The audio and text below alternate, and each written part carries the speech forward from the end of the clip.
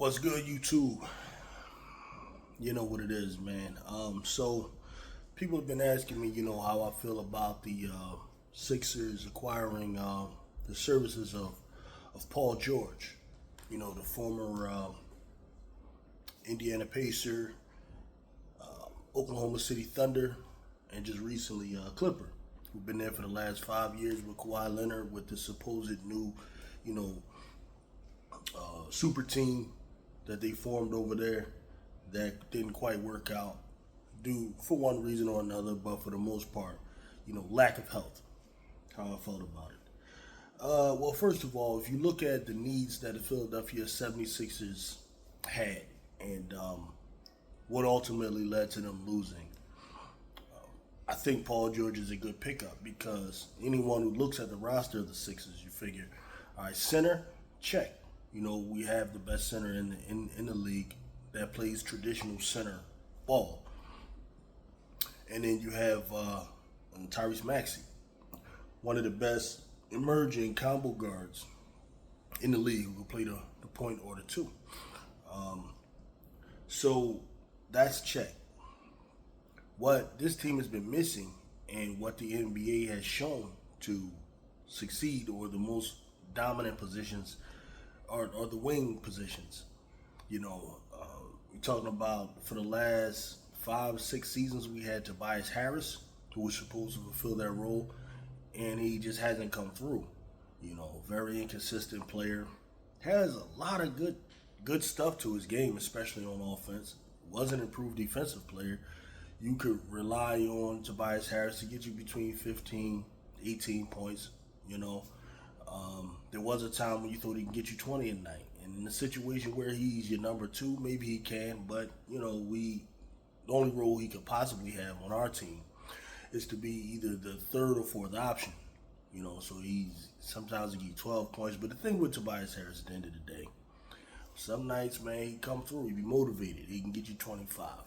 Some nights he can get you a good 30. But then he'll follow it up with a 6-point game with horrible shooting, lack of aggression, all of these different things. So if you look at the wing positions over the last half a decade, it's been very weak for the Sixers. So picking up Paul George from a basketball on paper standpoint is a perfect fit. Now, if you ask some Clipper fans and others, they'll tell you that I don't know how genuine they are because I think most of them wanted to keep Paul George, but they'll act like, well, y'all gonna see, he doesn't come through in the clutch. He does this, he does that. Well, I mean, how many players in the league can you honestly say that about? Probably a whole lot. I mean, the Kobe's, the Jordans, those guys are very rare. And even some guys people think are great closers, like Dame Lillard with the Dame time and all of that, which I think is overrated. Where's he won? You know what I mean?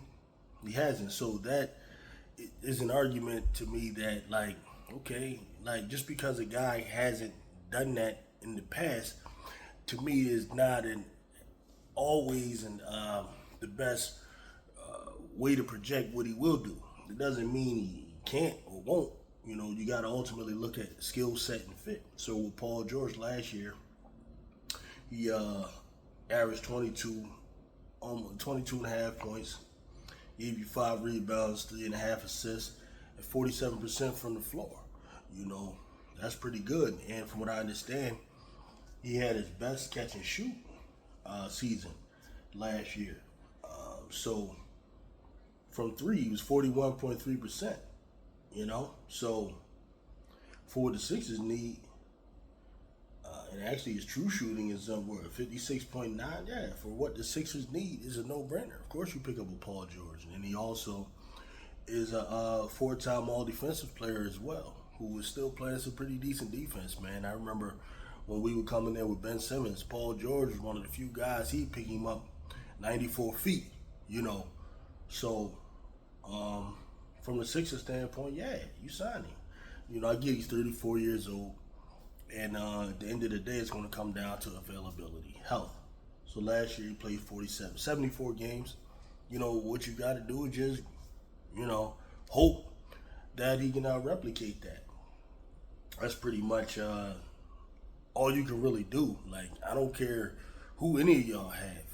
Like, injuries is always the caveat that can derail whatever you're trying to do. I don't care if it's a guy that's never been injured or a guy that has been injured. Like, just because a guy's been injured before don't mean he's necessarily going to be injured. Just because a guy hasn't been injured doesn't mean he won't get injured. I mean, these are just the realities of life that go along with sports, you know. So I felt like Paul George, of all the available free agents this year, he was the best guy. So I'm not mad at us picking him up. And the money you got to pay him, I mean, it's unavoidable.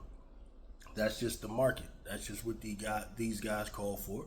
So Daryl Morey, I'm not a big Daryl Morey guy because I disagree with him over a lot when it comes to basketball in terms of what a great team looks like or what all the elements of a great team have. You know, I think last year was very bad, you know, for Daryl Morey. I know that the official story is going to be Embiid gets injured in the middle of the year. Embiid comes back, he still has issues with the knee, and then he had the thing with the Bell's palsy. Like, all of that is true. The year before that, you know, we had injury problems with James Harden and whether or not they fit together. And I get it. Right, but back to last season, I felt in the early part of the year, we had the makings of a team that could really do something in the playoffs. You know, championship, that's different, but championship is one thing. But I felt the team was a contending team earlier in the year. Then when the trade deadline came up, I became confused. You know, I looked at Nick Nurse as a coach that during his time in Toronto, my view of him and what I remember most about those Toronto teams was their tough, staunch defense. You know, that's what impressed me about Nick Nurse. The one title they won was with Kawhi Leonard, who fit that thing perfectly. You know, came in. But even when Kawhi wasn't there, those Toronto teams would always fight you, and I was impressed with that. They would always play defense. You know, I was impressed with that. They had long wing players. You know, and that led me to believe that Nick Nurse saw basketball through the defensive end. And that's the type of coaches I like.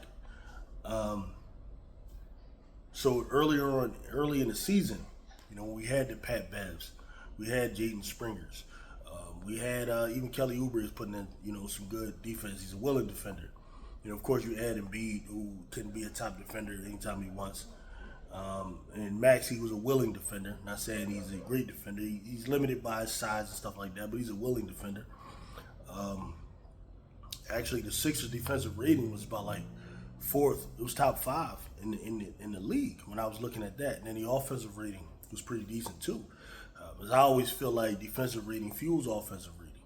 So I was like, this team has makings to do something special.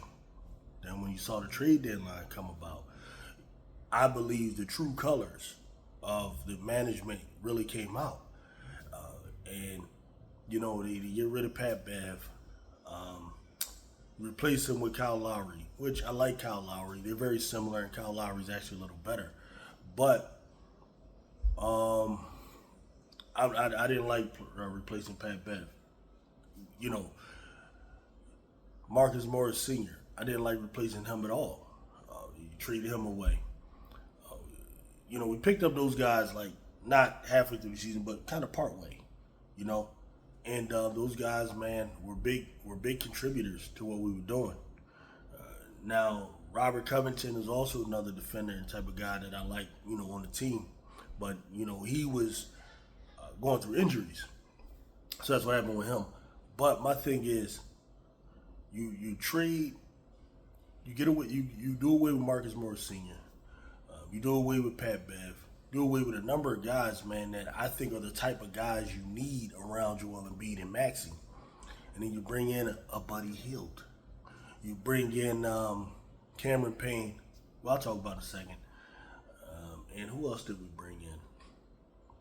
We got rid of Jaden Springer as well, a young defensive stalwart, who I guess the Sixers, for whatever reason, wasn't willing to develop. So what do you have? You're taking away strong defensive-minded guys who do the hustle and do the dirty work in order to bring in a finesse shooter-type player. And anyone who knows me knows I'm not impressed with 40% from the field, no defense type of players. I don't care nothing about that because I know when the time comes, this is what's going to come into play. I watched basketball for a lot of years, and I've seen situations like, let me give you an example. If you go back to the early, like to the 2000s, let's take Kobe Bryant, for example. Let's take Peja Stojakovic, who was a great forward for the Sacramento Kings at the time. Shoot the lights out type of guy on a random Wednesday night or a random Sunday. Peja Stojakovic, Hito Turkoglu would just shoot you out the gym. And if you add in Doug Christie or something like that, the Sacramento Kings will blow you off the floor, right? So if you take Kobe Bryant, you take Peja Stojakovic, and I'm not comparing them as complete players. I'm just comparing them as just shooters, three-point shooters. If they were to have a three-point shooting contest, Peja Stojakovic would probably blow Kobe off the floor. Probably. Okay? In a three-point contest, but when it's a real game and it's a real situation, I've seen situations where the Sacramento Kings are going up against the Lakers. Peja Stojakovic be wide open because, say, either maybe Mike Bibby had drew the defense, or maybe Chris Webber drew the defense, kicked it out to him. He wide open. I've seen this dude airball shots. I've seen him have games where he just open, missing everything, right? Because that's what he's just a shooter. So I don't have a lot of faith in those types of guys, man. Them guys that can't really create their own shot. And Buddy Hield, he can somewhat create his own shot, but like, it's something about him that, I wouldn't trade him Marcus Morris for. I don't care. You can sit there and tell me he better than Marcus Morris all you want. We see basketball different. I'm sorry.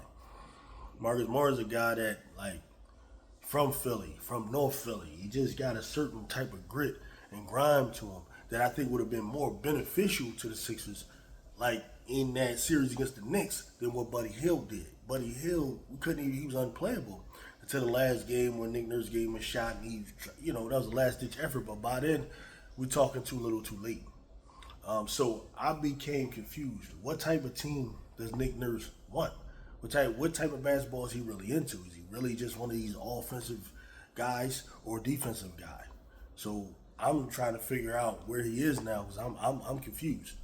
So he may be about defense. Then I'm wondering, was it a Morey move that Nick Nurse wasn't with and he didn't speak up? See, I don't like a coach that don't speak up, and I don't like an organization that has the GM making more decisions than the coach.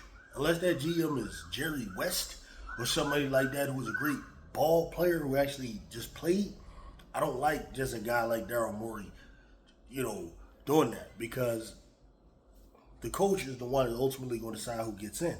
Buddy Hield, he ended up benching because his defense. So if that's going to be the case, then Nick Nurse should be having input on who he gets, because I want him to get guys that if you're paying $20 million or whatever you're paying Buddy Hield, you need that guy playing, or we're going to have a problem. And little stuff like that with the organization I wasn't feeling. I was surprised that, okay, you're going to trade away assets and trade away players. How do you not come away with OG Anunoby? Like, OG Anunoby is the guy I really wanted pretty much all year, because looking at the Sixers roster, even though we were winning, I always targeted that two-guard spot where DeAnthony Melton was. DeAnthony Melton, that spot needed to be upgraded. So all year, you can go back to some of my videos, I was saying we either need to pick up, say, a guy like either Zach LaVine or OG Anunoby. And really, I really wanted OG Anunoby, because I think next to Maxey, that's the perfect two-guard. I like a guy like that, or maybe a Desmond Bain type of guy. And I was actually hoping maybe Springer could develop into that. Maybe. He wouldn't be this year, but maybe a while. But I wanted a defensive guy playing that too. And you bring in Buddy Hield to go with Maxey. What sense does that make? Like, I didn't understand that. Or another option I wanted was that we could have somehow moved Tobias Harris. Or even if you don't move him, you add Pascal Siakam. Pascal Siakam would have been a perfect guy. And I'm thinking, we're going to get one of these Toronto guys, right? The only Toronto guy we got was Kyle Lowry. And we really got him from Miami. I think he was cut by them or something like that. So I'm just right now in a state of confusion about what Morey and Nick Nurse's vision is. And I'm also confused as to whether or not they're on the same page when it comes to the type of team they want. So these are the issues I'm having with the Sixers. And this is along with the fact that we need perfect health from Embiid, Maxey, and Paul George in order to do this anyway. So that's really where I am. I don't have a problem with picking up Paul George. That's the perfect type of guy you want. Health-wise, to me, I'll take him over Jaylen Brown. I'll put him right there with Jason Tatum. Tatum is just younger, that's it. But he's not like better than Paul George per se. If Paul George is at his best, to me, people say Tatum is this great defensive player, but he's never made an all-defensive team. He's not like, I don't think he's a clamper. You know what I mean? Paul George is more athletic, but he's older right now. That's really the thing. We'll see. But he seems to be in good shape. Seems like God takes care of himself. You know what I mean? Even if he loses some athleticism here, which is natural with age, you see him gaining shooting touch. You know what I mean? So he fits well, but it's gonna boil down to health. Now other things we need to do with the roster. We need to make sure we have a good bench. So hopefully, we'll add another piece, but I don't know about adding pieces. I can speak about what we have right now.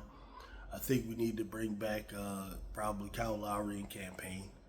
These are two guys that I think have a lot of playoff experience, have been in championship games. I like having those types of guys. If we could bring back Marcus Morris Sr., I heard he's out there, get him, sign him. Let me see, what else? Paul Reed. Well, listen, we signed Andre Drummond, perfect backup center. So now I'm wondering why you still have Paul Reed on the roster. Like, I would ship Paul Reed along with maybe some picks or something like that, and grab somebody. I've heard that, and also with Buddy Hield, I think we have some of his rights or something. So I think we're working out a sign and trade with Golden State. You know who I wouldn't mind picking up from Golden State? Maybe a Dario Saric to play the four. I wouldn't mind grabbing him. But the type of guy I kind of want is more of a Danilo Gallinari type. Like if I can't get the defensive guy that I want, so a guy like Pascal Siakam is out. I would love like a Jeremy Grant. That would be perfect. I think that's out as well. I don't think Draymond Green or someone like that is available. So the type of guy I would go for, if I can't get that type of power forward, then I would go for like a Gallinari, Markkanen, who I don't think is available. Just one of those guys that can just shoot the three. At least do that for me if you're not going to give me tough defense and block shots. But I'll take Dario Saric, who's not a great defender, but he's willing. And, he get the outside shot. He can do multiple things. He can dribble. He can pass, Bring him back for Buddy Hield. I would definitely do that, So that's pretty much what I got on that, man. So we'll see how the Sixers look this year. But, the trade overall, I can't complain about it. You just gotta hope Paul George stays healthy, man. You know what I mean? So that's all I got on that. Peace out.